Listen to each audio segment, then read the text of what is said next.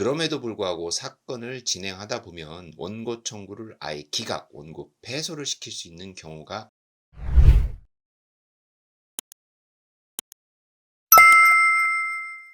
안녕하세요. 이혼 전문 한경태 변호사입니다. 오늘은 상간소장을 받은 피고가 상간소송에서 원고를 패소시키는 4가지 경우에 대해 말씀드려 볼까 합니다. 상간소송의 대응법을 알려면 먼저 상간소송을 하는 원고가 무엇을 준비해서 상간소장을 넣는지부터 알아야 합니다. 상간소송을 하기 위한 기본 중에 기본은 혼인관계가 존재한 상태에서 배우자 일방이 외도를 해야 한다는 것입니다. 왜 이 당연한 얘기를 할까요? 가끔 상담을 하다 보면 꼭 법률혼 관계에서만 상간소송이 가능하다고 알고 계시는데, 법률혼뿐만 아니라 사실혼 관계에서도 사실혼 배우자가 바람을 피면 상간소송이 가능하다는 말씀을 드리고자 이 얘기를 먼저 꺼냈습니다. 다음은 외도, 즉 불륜의 증거가 있어야 하는데, 불륜 수집 방법과 불륜 증거가 될 수 있는 것들에 대해서는 이미 영상을 올려둔 것이 있으니 그 영상을 참조해 주시고요. 상간자가 내 배우자가 기혼자인 사실을 알았거나 알 수 있었어야 하고, 그래야 상간자를 비난할 수 있으니까요. 마지막으로 소송을 하려면 상간자가 누구인지는 알아야 됩니다. 상간자를 특정할 수 있는 방법으로 상간자 휴대폰 번호와 이름 정도는 최소한 알고 있어야 법원에 사실조회 신청을 해서 상간자 인적사항 특정이 가능할 수 있을 것입니다. 보통 상간소송을 제기하는 원고는 이상의 것들을 준비해서 딱 소장을 날리는 거죠. 상간소송 원고가 승소하기 위한 2가지, 첫 번째는 불륜 증거, 두 번째는 상간자가 원고 배우자가 기혼자임을 알았거나 알 수 있었어야 한다. 이를 상간소송의 2대 요소라고 부르겠습니다. 이제는 상간소장을 받은 피고 입장에서 상간소장을 받고 어떻게 대응할지인데, 상간소송 원고가 변호사를 선임해서 소장을 날리면 상간소송의 2대 요소는 대개 갖추어서 소송을 하기 때문에 피고 입장에서 다툴 여지가 많이 적기는 합니다. 그럼에도 불구하고 사건을 진행하다 보면 원고 청구를 아예 기각, 원고 패소를 시킬 수 있는 경우가 있습니다. 첫 번째는 상간소송 2대 요소 중 상간자가 내 배우자가 기혼자임을 알았거나 알 수 있었어야 하는데 오히려 상간자가 이를 모르고 만난 경우입니다. 제가 했던 사건 중에 하나는 10년 전에 한 1년 정도 오빠 동생 사이로 만났다가 연락이 끊어졌는데, 상간남이 우연히 미용실에 머리를 자르러 갔다가 그 여자분을 만나 다시 연락을 시작하게 되고 연인 관계로까지 발전했던 사건이 있었습니다. 해당 사건 원고가 소장 접수 전에 증거를 잘 챙겨보고 과연 상간자가 원고 배우자가 유부녀인지를 알았는지, 이를 증명할 수 있는지를 살폈어야 하는데 변호사가 이 부분을 놓친 것 같았고 추측할 수 있는 정도의 대화 내용만으로 주장을 한 겁니다. 그래서 제가 그 대화를 하게 된 경위와 당시 상황에 대해 아주 구체적으로 언급을 하면서 그 대화는 원고 배우자가 유부녀임을 알고 한 대화가 아니었다, 이렇게 반박을 했죠. 원고는 다른 증거는 없고 하니 원고 배우자를 증인 신청해서 증인신문을 통해 증명하려고 하더라고요. 재판부가 원고 배우자를 증인으로 채택해서 원고 측이 먼저 주신문을 하고 제가 반대 신문을 하는데, 원고 대리인이 주신문을 하는데 탁탁탁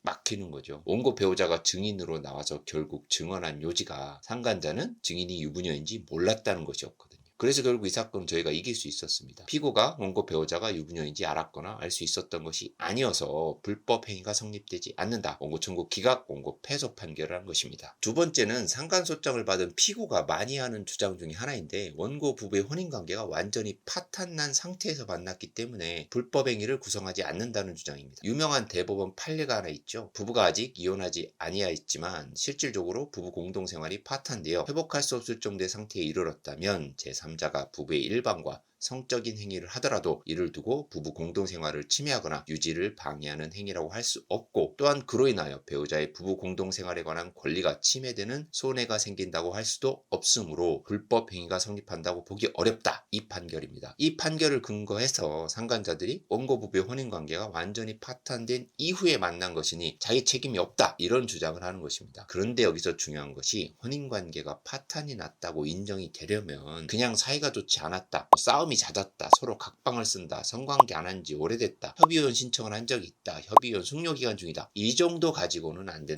거예요. 대법원 판결 사건의 사실관계를 보면 부부 중 일방이 가출해서 별거하면서 서로 별다른 노력 없이 서로를 비난하면서 몇 년간 지낸 경우였거든요. 이 정도 돼야 혼인관계가 파탄이 났다고 인정이 되는 것입니다. 세 번째는 불륜의 증거가 없거나 미미하거나 원고가 오해해서 소재기를 한 경우가 있습니다. 요즘에는 이런 경우는 사실 많이 드물긴 합니다. 그만큼 상간소송을 제기한 원고가 변호사 검토를 받고 승소 가능성이 있어야 소송을 하기 때문에 요즘에는 불련 증거는 많이들 갖추어서 소송을 합니다. 하지만 간혹 애매한 대화 내용만 가지고 부정행위로 의심하여 소송하는 경우가 있고, 이때는 적극적으로 해당 대화의 취지 알게 된 경위, 이유의 사정들을 종합적으로 주장해서 부정행위에 해당하지 않는다, 이런 판결까지 받을 수 있는 사건이 있습니다. 네 번째는 조금 다른 문제이긴 한데, 사실혼 관계라고 주장하며 상간소송을 하는 경우가 있습니다. 하지만 법적으로 검토를 해보니 원고가 주장하는 사실혼 관계가 성립되지 않아 보이는 사건들이 있거든요. 이때는 사실혼 관계가 성립되지 않으니까 사실혼 관계가 성립될 전제로 한 상간소송의 원고가 패소하게 되는 것입니다. 사실혼이란 당사자 사이에 주관적으로 혼인 의사의 합치가 있고 객관적으로 사회관념상 가족 질서적인 면에서 부부 공동 생활을 인정할 만한 혼인 생활의 실체가 있는 경우를 말하는데, 사건을 보니까 혼인 의사의 합치가 있었다고 보기 어렵고 동거 관계를 유지하긴 했으나 그것을 넘어 부부 공동 생활로 인정할 만한 그런 실체가 없는 경우, 이때는 사실혼 관계의 성립 여부를 다투는 것입니다. 그래서 사실혼 관계라고 주장하며 상간소장을 받았을 때는 법적으로 과연 사실혼이 성립될 수 있는지부터 따져보아야 한다는 것입니다. 이렇게 네 가지 정도가 상간소장을 받은 피고가 소송에서 승소할 수 있는 경우입니다. 하지만 이 네 가지를 주장만 한다고 되는 게 아닙니다. 오히려 주장하면 안 되는 사건인데 주장하다가 재판부에게 안 좋은 태도로만 비추어질 수 있으니, 이 네 가지는 변호사의 충분한 검토를 받은 뒤에 주장해야 할 것입니다. 오늘은 상간소장을 받은 피고가 상간소송에서 원고를 패소시키는 네 가지 경우에 대해 말씀을 드렸는데, 오늘 영상도 도움이 되셨다면 좋아요, 구독 부탁드립니다. 감사합니다.